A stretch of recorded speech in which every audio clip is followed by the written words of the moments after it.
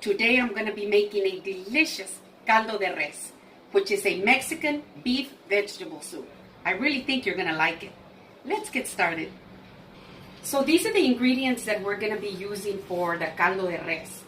Now I don't have them cut up yet, but in just a little bit I'm going to show you how I cut them. So I wanted for you to see them whole, so you'll see what I'm using. I'm going to be using some cabbage, 2 sweet ears of corn, 1 chayote, Anaheim pepper, sweet potato. I'm going to be using small red potatoes. I've got some celery, some carrots, my squash, and then my meat. I'm going to be using beef shank meat, and I've got 3 pieces. And I've also got some chuck roast meat here that I cut into pieces too. But you can use any meat that you like ribs or chuck roast like me, or just use beef shanks and nothing else, and that's good too. Then I've got some onions here. I'm going to be using some tomatoes, some green beans, and then of course my spices that I never hardly ever cook without them, and that's going to be garlic, cumin, peppercorns. I've got some salt, and I'm going to be using some cilantro. Now also at the end I will be using some beef stock, and I will be putting that into my soup too. So let's get started. Now before I put my meat into my pot of water, I'm going to go ahead and sear them.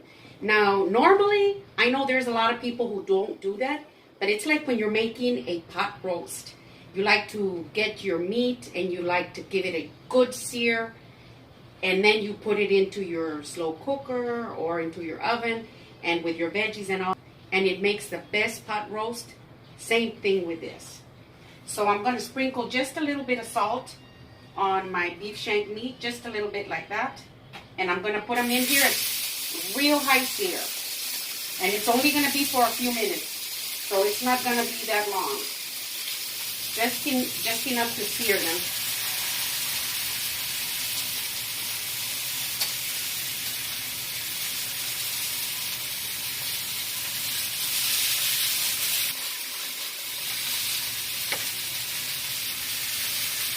I'm going to go ahead and flip them over.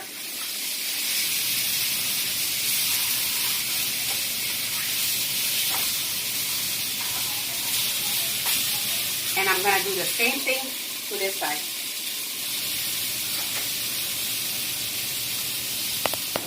So these are ready. I'm going to go ahead and remove them over here to the side. Ooh, they smell so good already. I'm going to add just a little bit of salt to these pieces here. Just like that. And I'm going to put them in there. I did put just a little bit of oil in there, like maybe a tablespoon of oil, just so that I could give them that sear. I'm going to go ahead and flip them over like this.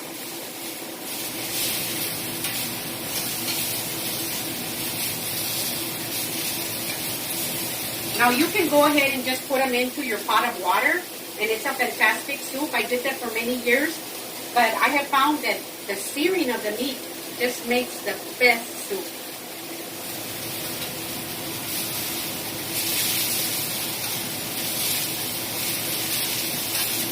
So I'm going to go ahead and remove them, turn off my heat.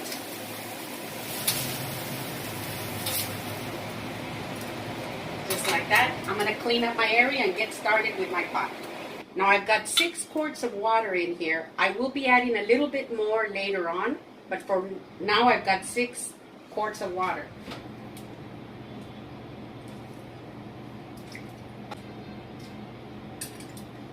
And it's got that nice sear, and it's just going to give it the best taste.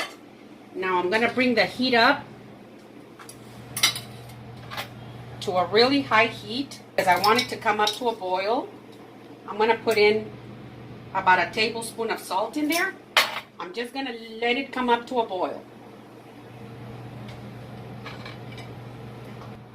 So while I wait for my water to come up to a rolling boil, I'm going to go ahead and cut up some onions.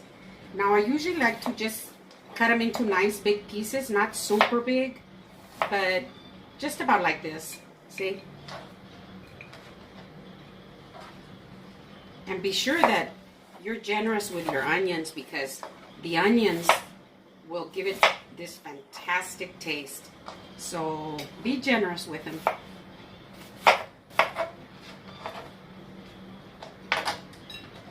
Just like that. Water has come up to a rolling boil. I'm gonna go ahead and lower it to a low simmer. And I'm gonna go ahead and remove some of the scum that forms at the top. Now, as you notice, there's not a lot of it that's forming. And the reason for that, I think, is when you sear your meat really, really well, you will just hardly, have any of that scum on top. But I like to remove it anyway, whatever comes up. And I'll continue to do this, every few minutes until there is none at all left.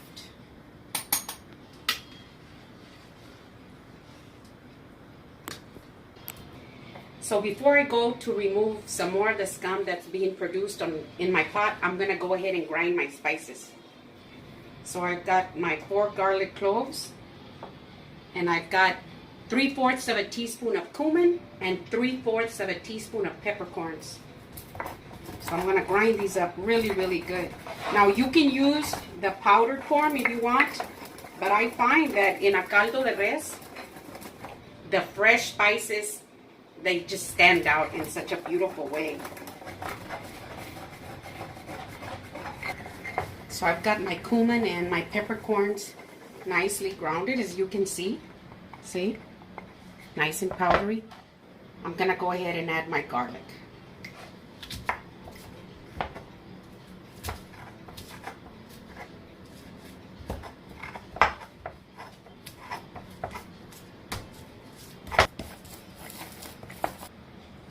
I'm going to add some water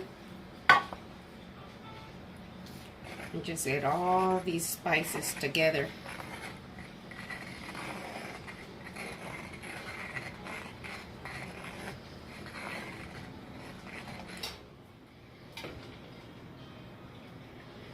We're going to get a little bit more of this scum that's forming at the top.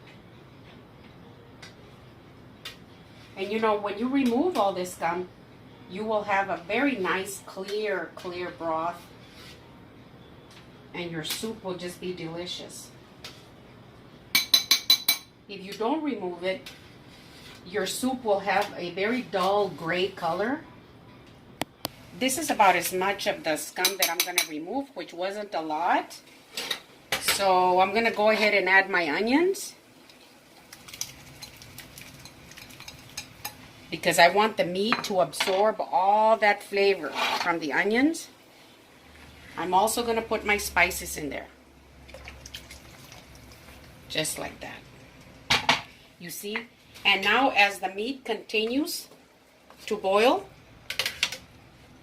it is picking up the flavor from the onions and picking up the flavor from the spices.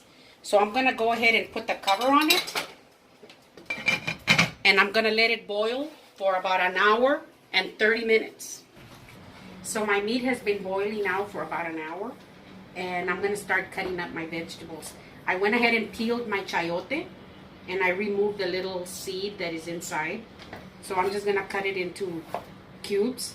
Now, if you've never had a chayote in your soup, I really recommend it, because it's a delicious taste. It's kind of like in between a cucumber and squash, in texture, and the taste is unique, very mild.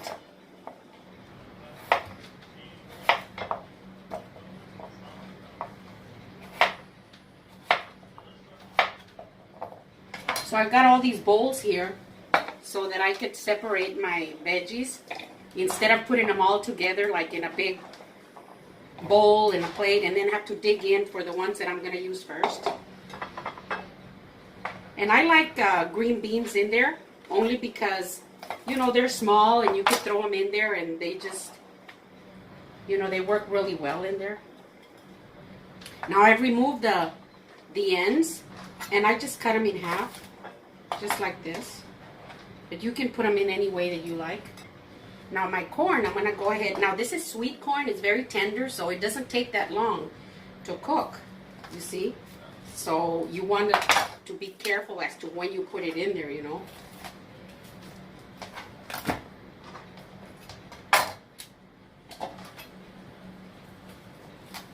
And I like to put it in small pieces like this, you know. Not really big pieces. Because you don't want to have big pieces of anything and then have to be cutting them in your plate, you know. This is my celery. Just like them in pieces about like that. See?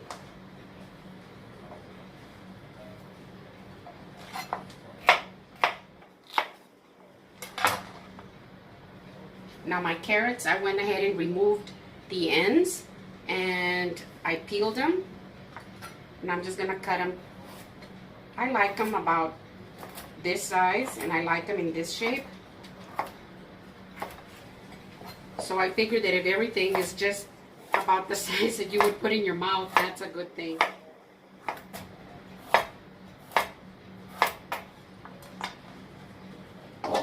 That.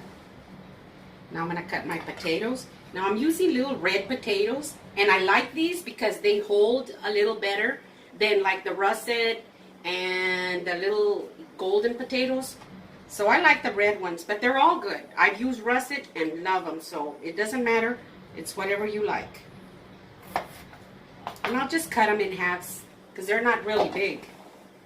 I want the sweet potato in there because it just gives off the most delicious, slightly sweet taste. And I don't know if you're familiar with my cooking, you'll know that I always like to add a little pinch of something that's gonna be a little sweet. I'm gonna just cut them up into pieces like this and leave the skin. Zucchini is usually my last choice, but this Tutuma little squash is the one that I really like in there. It's very tender and it's just delicious. Now I don't want my pieces to be very, very big, and I don't want them to be real small either. I would say about like this. And so I like to just, and these will be the last thing that I put in there because they don't take that long. So you want to be careful with these and save them for last because they cook quickly and you don't want to overcook them and then have a bunch of mush in your soup. And you know, and the reason that I'm separating them is because they don't all cook at the same time. You know, just from experience, you know, throughout the years when I was really young and learning how to cook and all that, you know, I made a lot of mistakes. I would put in maybe the zucchini, the squash, whatever it was that I was using, along with potatoes or carrots, you know, and then by the time your carrots are cooked, your zucchini would be real mushy and just falling apart, you know. And so with time you learn that not all your veggies cook at the same time. So I've got these cut up. Now I'm gonna do my cabbage. Now the cabbage, I don't like to just put the whole thing in there because then you'll have like big leaves floating around. So I like to cut it like into wedges. And remember that your cabbage is gonna shrink. So I cut it just into wedges about like this, you see? I'm so used to cooking for 4 or 5 people. I always invite my mother and my sisters over and all that. And over here, my Ron and I is just my Ron and I. And so I'm having to learn how to cook for 2, but I'm gonna be sharing this with some friends, so it's gonna be just the perfect amount. I've got this Anaheim pepper, and I'm just gonna put some pieces. Cut it into pieces like that. Just clean it up. And just pieces like this. See? So I've got all my vegetables ready here, but I was telling my Ron that I had my chayote and my carrots together, and he calls them coyotes because he can't say chayote, so he said coyote. I thought that was so funny. So I guess we're gonna call them coyotes. Now I'm gonna go ahead and whip up my tomatoes because I like to put color into my soup. Now it's optional. If you don't want to have any color in there, you don't have to, but I'm going to go ahead and add the tomato. I'm going to put a little bit of water in there, just tomato by itself, and that's it. That's all I need in here.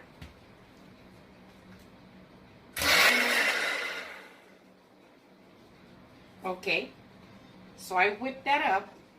So it's almost an hour and a half. It's 6 minutes short of an hour and a half. So I've added my celery and my Anaheim pepper. I'm going to put in my green beans, like that. And all my potatoes. I'm putting in my potatoes with the sweet potato that has been cut into pieces like this. Put it in there. Put those in there. So now that I've added all my potatoes in, now I'm going to add my tomato mixture. Now the tomato mixture is not only going to give it taste, but it's going to give it a real nice color. So now that I have put in my tomato mixture, I'm going to go ahead and put in 1 cup of a very good beef broth. I'm going to give it a light stir. This would be a good time for you to adjust the salt. Add some salt if you want to. Now my beef broth had a good amount of salt in there. Plus I had already put in a tablespoon of it. So this would be a good time for you to adjust it. I'm going to go ahead and put the lid on it and let it continue to boil for about 15 minutes. So it's been about 8 minutes since I put in my potatoes. I'm going to go ahead and put in my chayote and my carrots, just like that. And I'm going to drop in my cabbage.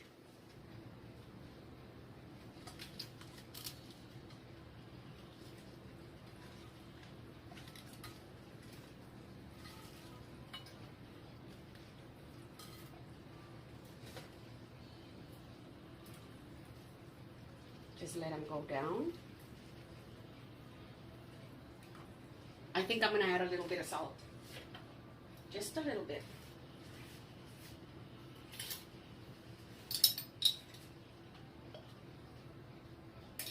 And that's 1 teaspoon.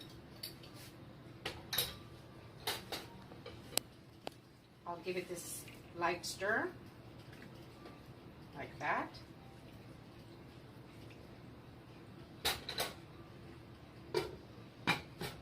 And it'll continue cooking for a few more minutes. It's almost time for me to put in my last 2 ingredients, which is my corn and my squash. I'm gonna go ahead and chop some cilantro. So I'm gonna put that in there at the same time. Now your cilantro is optional, but it's just so delicious in your soup. And that's good.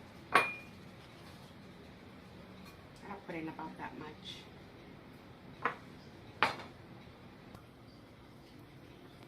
So my time is almost up. I'm gonna go ahead and add my corn. And I'm leaving these 2 for last because my squash and my corn, it's about 10 minutes for both. Because you don't want to turn them into mush.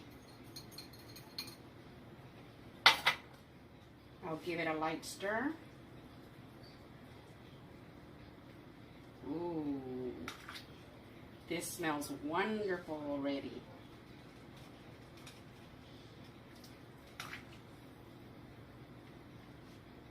Just like that.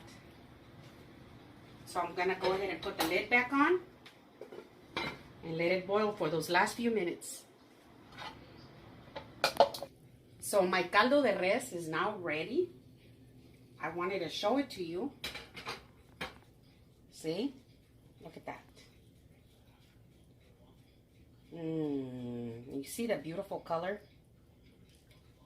So I'm gonna go ahead and serve myself.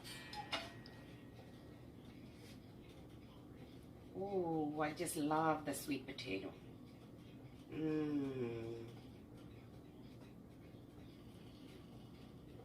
Some corn.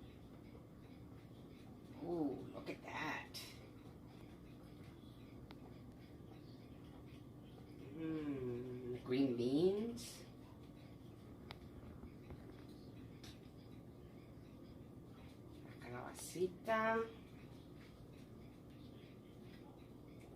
Oh, I love cabbage. Here's my soup, everybody. This is my caldo de res. And it's ready. I'm just letting you see it, every angle. I went ahead and made some rice, and I put a spoonful of rice right there. Now, traditionally, we eat rice with our caldo de res. You can have it on the side, or you can put a spoonful right there on the side. It's just however you like it. And we usually get a piece of lime like this, and we squeeze it on top. And just put a little bit of that lime juice on there, just like that. And then I have some corn tortillas here that I made earlier. So put a little bit of butter on it like this. Just a little bit like that. And then just a pinch, just a tiny little pinch of salt like that. And my daddy used to go like this. He'd roll it like that. And then he'd just, see, like that. Now, I made some salsa. So we'll get a little bit of this and just put it on top. It's optional. If you don't like it, you don't have to have it. So now for the taste test. See how it's so tender? Look at that. Oh, and it's so nice and hot. A little cilantro in there if you like it. And I love it. And look at the color, how pretty that is. Ooh, and look at the sweet potato. Ooh, it's just so soft. You'll have a little bit of the sweetness mixed in with the taste of the vegetable soup. Anyway, so don't forget to subscribe. Thank you very much.